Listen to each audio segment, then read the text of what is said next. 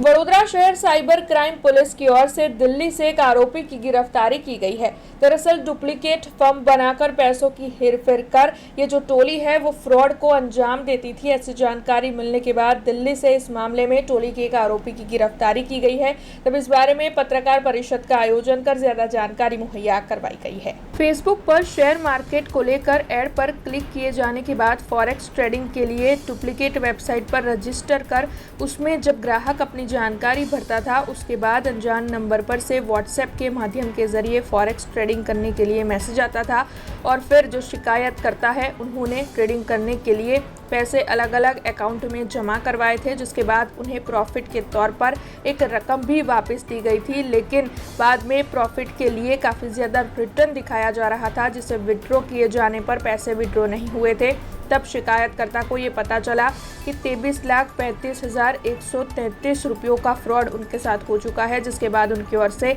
Police शिकायत दर्ज करवाई गई। तब आपको बता दें कि वडोदरा शहर साइबर क्राइम पुलिस की ओर से डुप्लीकेट फॉर्म बनाकर गेटवे पर मर्चेंट के तौर पर रजिस्टर कर फ्रॉड करने वाली इस टोली के एक आरोपी की दिल्ली से गिरफ्तारी की गई है और इस मामले में पत्रकार परिषद के जरिए ज्यादा जानकारी भी मुहैया करवाई गई है। वडोदरा शहर साइबर क्राइम पोलीस स्टेशन खाતે 37/25ની એફઆઈઆર દાખલ કરવામાં આવેલ, જેમાં ભોગ બનનારને ઇન્વેસ્ટમેન્ટ ફ્રોડના બહાને વધુ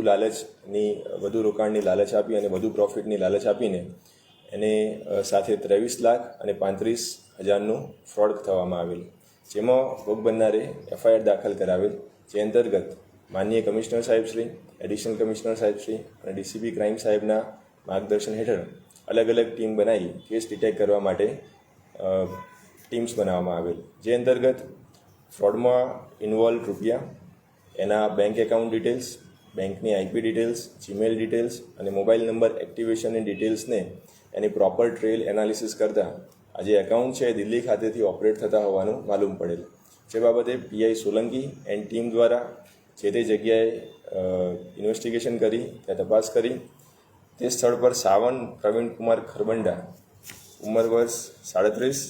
દિલ્હીના રહેવાસી છે અને બીકોમનો અભ્યાસ કરેલ છે, તે ત્યાંથી મળી આવેલ આરોપી દ્વારા જે તે જગ્યાએ 69 મોબાઈલ, 72 રબર સ્ટેમ્પ અલગ અલગ કંપનીના, 35થી વધારે chequebook, 3 router, 38 debit card, 37 PAN card, 100થી વધુ સિમ કાર્ડ જે તે જગ્યાએથી મળી આવેલ, જે બાબતે તપાસ કરતા આ જે બેંક એકાઉન્ટ છે એમાં કરોડો રૂપિયાના નાણાકીય વ્યવહાર થયેલાનું માલુમ પડેલ, જે બાબતે આરોપીની ધરપકડ કરી અને 4 દિવસના રિમાન્ડ મેળવેલ છે। हमसे जुड़े रहने के लिए हमारे YouTube चैनल को सब्सक्राइब करें और नई वीडियो की नोटिफिकेशन के लिए बेल आइकॉन को दबाएं।